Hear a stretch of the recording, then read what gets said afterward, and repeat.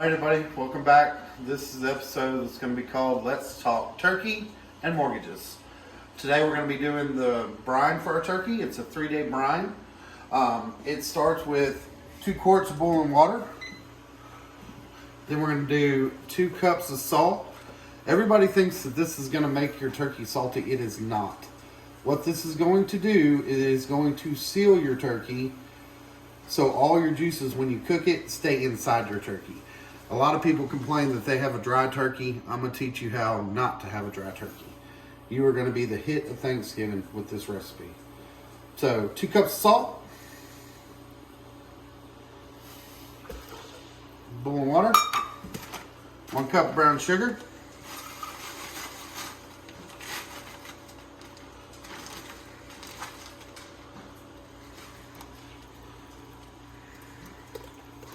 I'm going to go ahead and add all that because there ain't none left. And this is a herb blend of rosemary, sage, and thyme. Throw that into your water. We're going to let this boil for just a few minutes. And then we're going to cool it with cold water, 2 quarts of cold water. And we're going to add it to our turkey. Back. I have already added water to this, and so you add another 2 quarts of cold water to this to allow it to cool. And we need to bring it down to at least room temperature around that. And then we're going to add it to our turkeys. I have 2 turkey breasts here, and these are 2.5 gallon Ziploc bags that I put them in. Okay. Usually I do turkey bags, but they actually didn't have any turkey bags, so we're going to try these this time, and I think it's actually going to work better for us. Alright, we're going to add this into our turkeys. So instead of doing it all at once, I use my little thing that I make Kool-Aid with, my pitcher for Kool-Aid. It's a whole lot easier to do it. Just to the top of the turkey, like so. And then we're going to close it off and seal it. All right, we're going to go ahead and do the other one.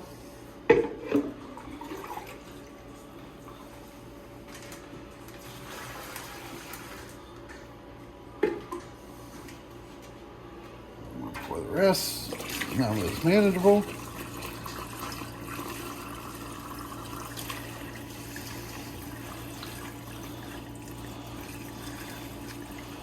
All right, there we go. We're going to seal these and let them brine for 3 days, okay? And then I'm going to see you after that, and we're going to have a special guest to come and finish off these turkeys and talk about mortgages. We'll see you then. Welcome back. We're going to do our turkeys today, but first I'm going to bring in a special guest, the man, the myth, the legend, Joey Stafford, Trustmark Bank. Hey, good morning. How you doing today? Happy Veterans Day, Adam. Happy Veterans Day. Hey, and happy Veterans Day to all our veterans out here. We appreciate everything that you do for us. So real quick, before we get into our turkey, we're going to talk about loans real quick. Joey, what are the 3-4 basic types of loans out there? So your major types of loans that you're going to run into when you buy a home are going to be your conventional, your FHA, your VA, and your USDA. What are the requirements for a conventional loan?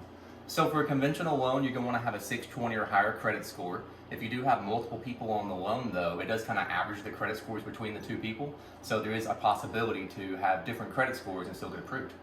All right. What is the minimum credit score to qualify for a conventional loan? So in a conventional loan, you want to have a minimum 620 is what you're going to have. All right. What is the interest rate on a conventional loan right now? So the interest rate on a conventional loan right now, if you had a 740 or better credit score, would be a 6.5. 6.5. What if you had a 620? What would be the credit score for that? If you had a 620 credit score, your interest rate's probably going to be more in the 7s. All right. Would it be beneficiary for you to potentially buy up your credit score or put points down to help save you on that interest rate? So whenever you get a loan, there's what's called points. So every day the rates change, the points change, and so every day we kind of see how things look. And so we would do the difference of, would it be better to do a permanent buy down of the one rate that time, or maybe just look at another loan program.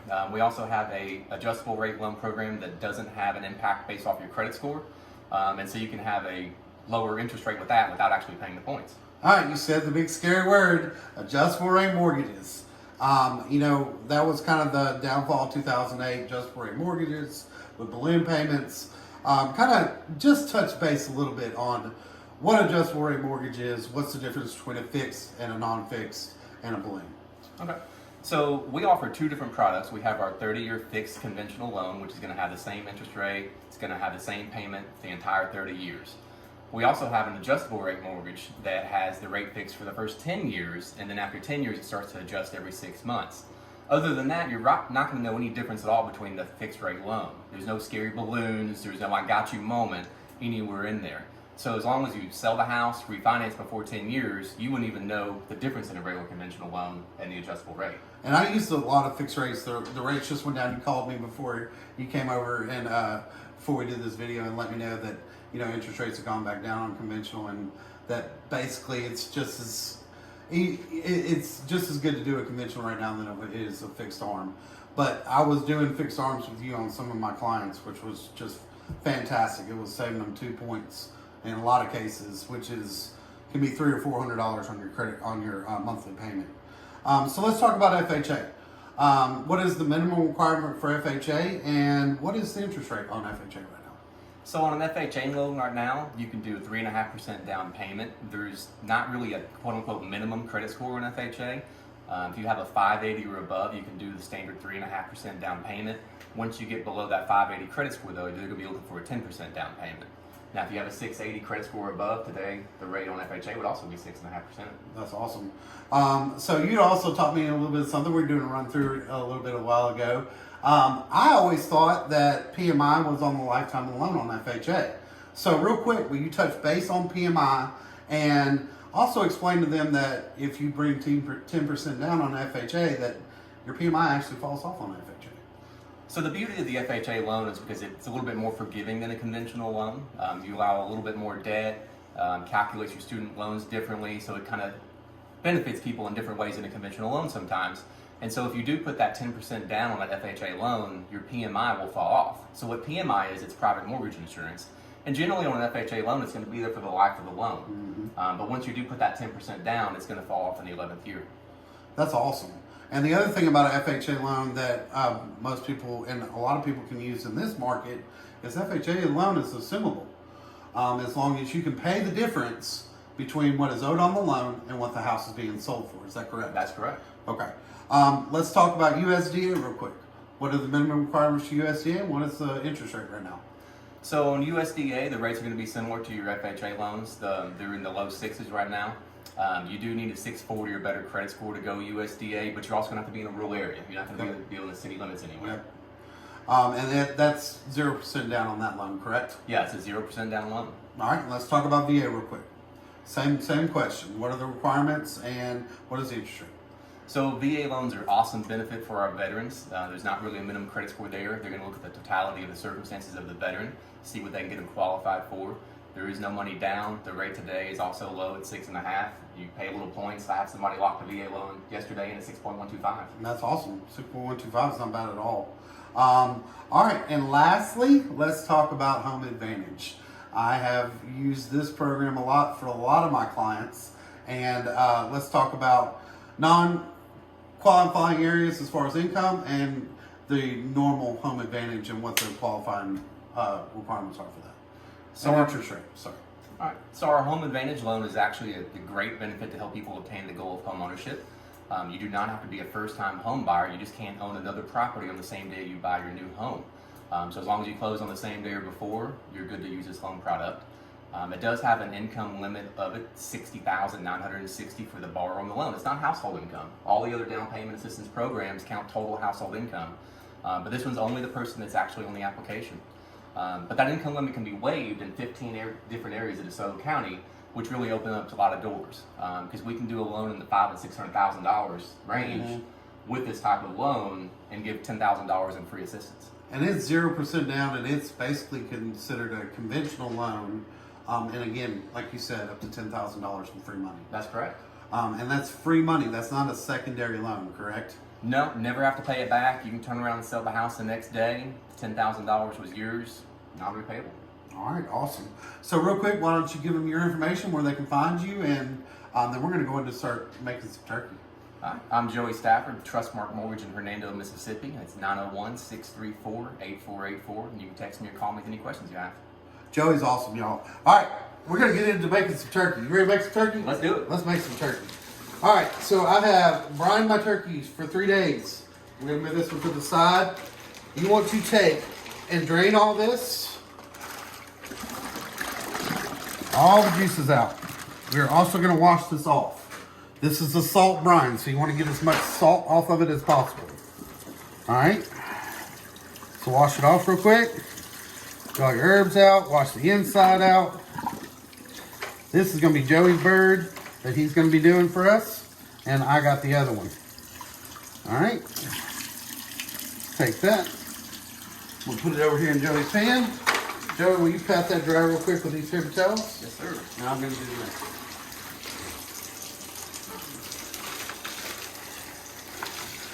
So what this salt brine does, you guys, it is literally it is going to seal the skin. So you have nice, juicy, all your juices stay inside your turkey, and you know, you have a very moist bird that is going to be wonderful on Thanksgiving. Also, the butter that we're going to rub all over it is also going to help that as well. So we're going to take and dry this off. So again, this is just getting all the salt and off of it so it doesn't make your outside of your bird real salty. You can take that and just throw it behind us for those. Alright, so next thing we're going to do, Joey, will you take and pour me some apple juice in here?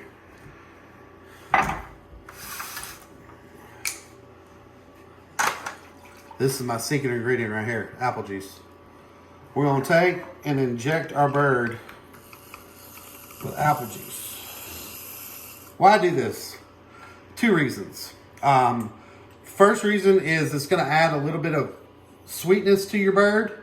And the second reason is, again, this is all about making this bird nice and juicy. So Joey, you're going to take this and just stick it in random places. And give her a shot. All right? Go ahead. While he's doing that, I'm going to go ahead and make our herb butter. This side around here, Joey. That way we're doing multiple things at a time. It's all about multitasking in this business, isn't it, Joey? That's right. Phone calls, emails, all at the same time.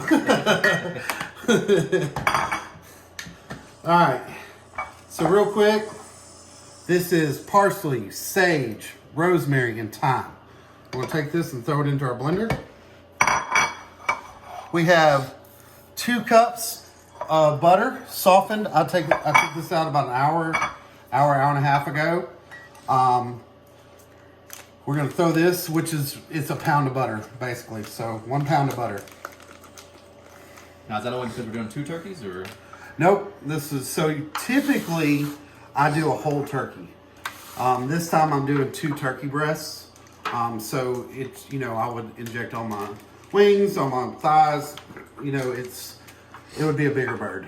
So because I'm only doing 2 breasts, it's still about the same amount.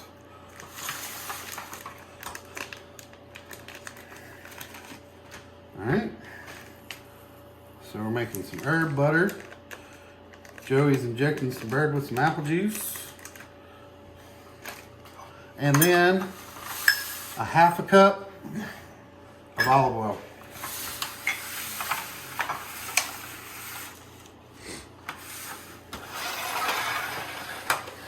We're going to see who has the juiciest bird. How are we going to know the difference? Because I'm going to cook them all in one pan. All right. Seal that down.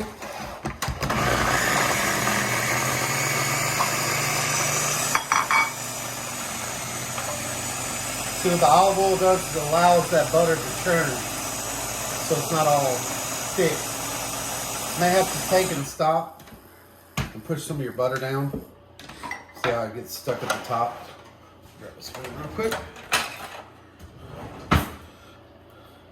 And I will tell you, you're about to get your hands dirty, sir. You can't really rub a turkey down with a spoon, so we're gonna be doing this with our hands. So hope you're ready to get dirty. Let's do You may it. have to roll your sleeves up, sir.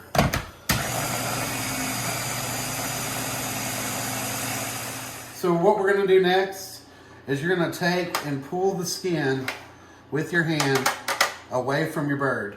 Because what we're gonna do, we're gonna rub all our butter on the inside, and then we're gonna rub it all on the outside as well. Okay? So there's no doing this with spoons. Grab you a handful of butter, take and stuff it all the way into the back, and then just kind of rub it out.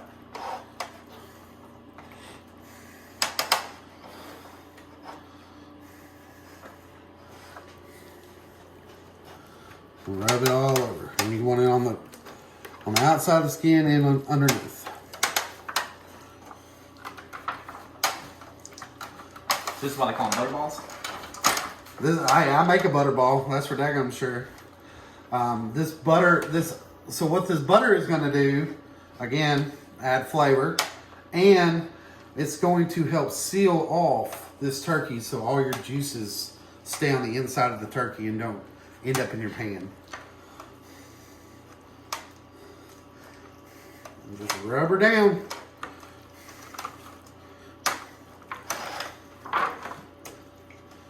What are we naming our turkeys? Are we naming them?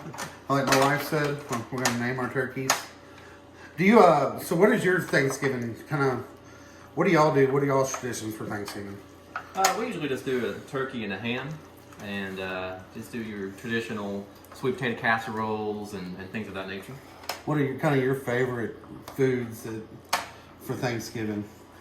Yeah, I gotta say the sweet potatoes, corn casserole, and then generally like to do like a fried turkey because it kind of doesn't get dry. That's right.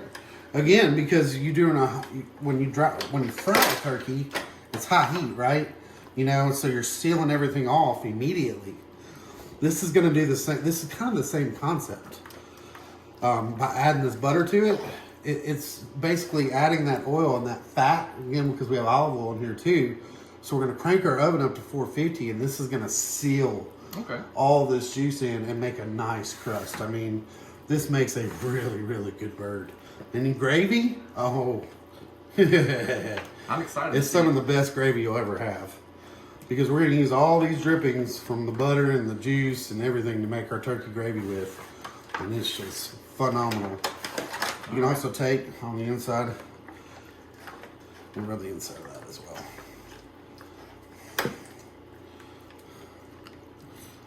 We use up all our butter. All right, Joey, so this is all done. It's injected. Butter. Wait, our hands are clean. Magic. Look, we got fingers, right? So what we're going to do, 450, y'all. Put your oven on 450. We're going to cook these birds for 30 minutes on 450. Then we're going to crank it down to 325. This is going to seal in, make a nice crispy skin on our turkey. And then once you get down to 325, these two turkeys are probably going to cook for about 2 to 3 hours or until a temperature of 155. All right? Once they hit 155, pull them out, let them rest. The rule of thumb, this is where everybody goes wrong. For as long as you cook your meat, you're supposed to allow it to rest before you slice it. So if we cook these turkeys for 2 hours, they need to sit and rest for 2 hours before we cut into them. Okay? Thank you so much for coming, Joey. Thank you so much for giving us all that information, and we really appreciate you. Joey Stafford, everybody. Thank you. I thank you for some great turkey advice. I know what I'm cooking for Thanksgiving now. I'll make sure to save you some too, okay? All right. All right, buddy. Thanks. Here we go. Here's our finished product. As you can see, the temperature is reading 150. These have actually been sitting for a minute, but cook these birds to 150. Not necessarily how many minutes it tells you to cook it per pound. So what I did with mine, again, 450 for the first 30 minutes. Then I cranked it down to 325 and cooked them for about an hour. So an hour, these two turkeys took an hour and 30 minutes to cook. Okay? Don't cook them over 155 because that's when you start drying out your birds. Now, these need to sit for an hour and a half. I cooked them for an hour and a half. They need to sit for an hour and a half before we slice them. Once that is done, slice and serve, and we're ready to go. Again, for more videos, please like and subscribe to the link below. And my name again is Adam Stanford with My Home Realty. My cell phone number is 662-469-2628. And I want to thank again Joey Stafford for coming and helping us with Trustmark Bank. Joey is a wonderful lender, and you will not regret calling him for any of your loan needs. All right. Until next time. Oh, look forward. Also, I have 2 more videos coming out tomorrow. One for my bacon deviled eggs, and one for my mashed potatoes with the drippings in this pan that are going to be made for gravy. Look forward to it, and I'll see y'all then.